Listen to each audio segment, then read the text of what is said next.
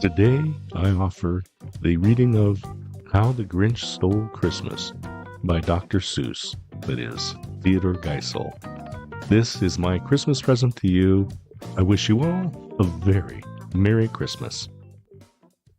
Every Who down in Whoville liked Christmas a lot, but the Grinch, who lived just north of Whoville, did not. The Grinch hated Christmas the whole Christmas season. Now, please don't ask why. No one quite knows the reason. It could be his head wasn't screwed on just right. It could be, perhaps, that his shoes were too tight. But I think that the most likely reason of all may have been that his heart was 2 sizes too small. Whatever the reason, his heart or his shoes, he stood there on Christmas Eve hating the Whos, staring down from his cave with a sour, grinchy frown at the warm lighted windows below in their town, for he knew every Who down in Whoville beneath was busy now hanging a mistletoe wreath. And they're hanging their stockings, he snarled with a sneer. Tomorrow is Christmas, it's practically here. Then he growled with his Grinch fingers nervously drumming. I must find some way to stop Christmas from coming. For tomorrow he knew all the Who girls and boys would wake bright and early, they'd rush for their toys, and then, oh, the noise! Oh, the noise, noise, noise, noise! That's one thing he hated, the noise, noise, noise, noise. Then the Whos, young and old, would sit down to a feast, and they'd feast, and they'd feast, and they'd feast, feast, feast, feast. They would feast on Who pudding and rare Who roast beast, which was something the Grinch couldn't stand in the least. And then they'd do something he liked least of all. Every Who down in Whoville, the tall and the small, would stand close together with Christmas bells ringing.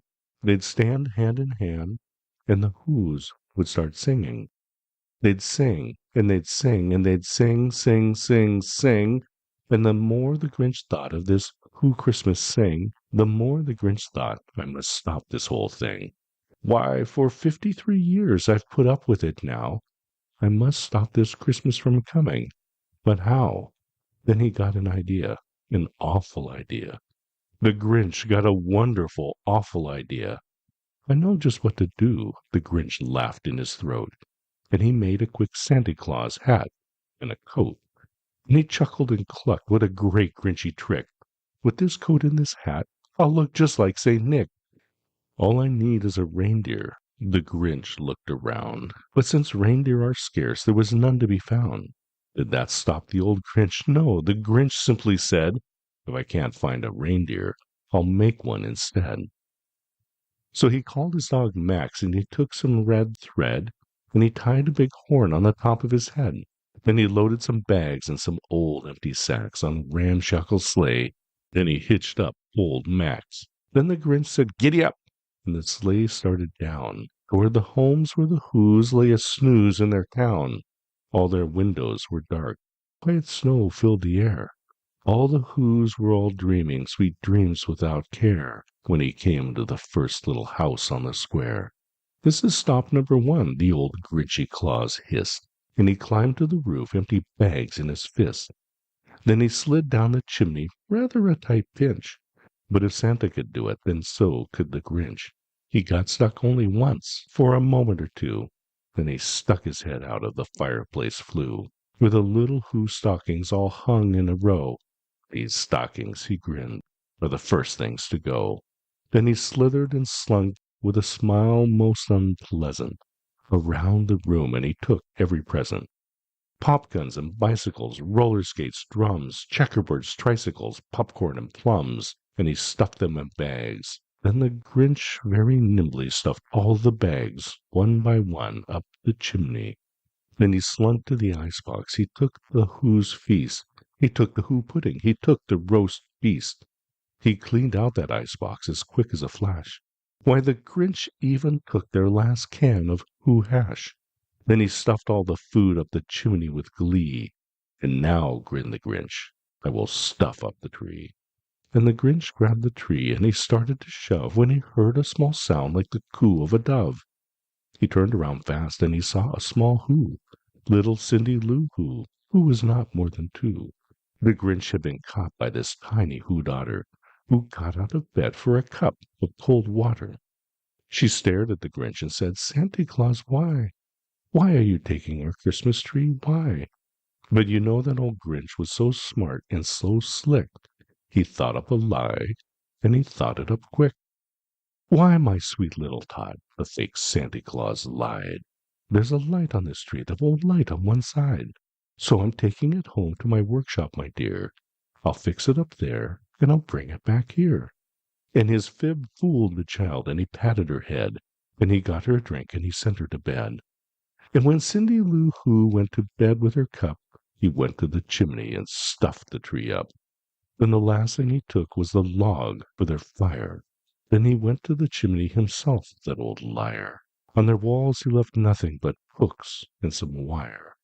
And one speck of food that he left in the house was a crumb that was even too small for a mouse.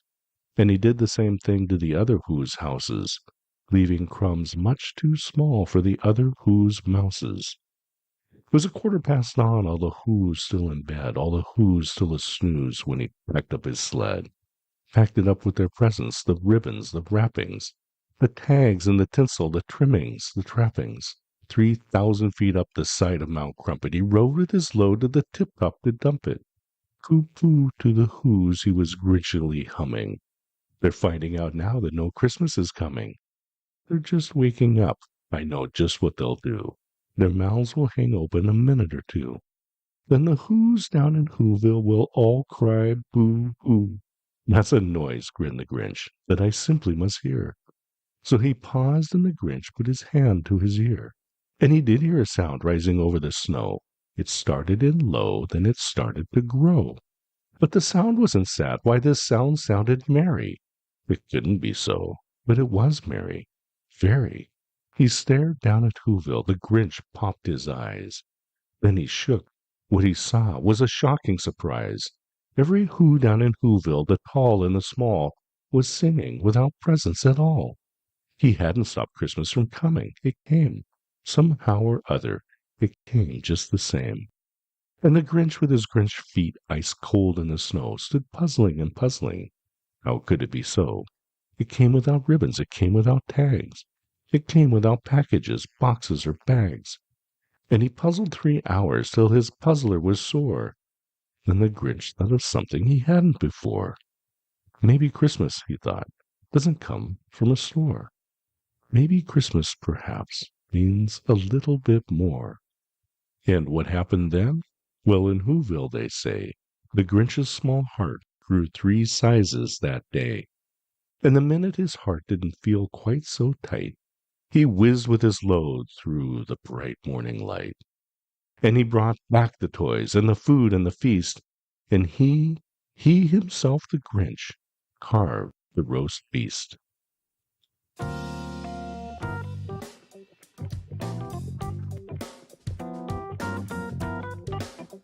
Hey, thanks for listening. Thanks for tuning in. I want you to publish your book, online course, and webinar in 12 weeks or less. Learn more at thescottsmith.com. Have a fabulous day. Cheers.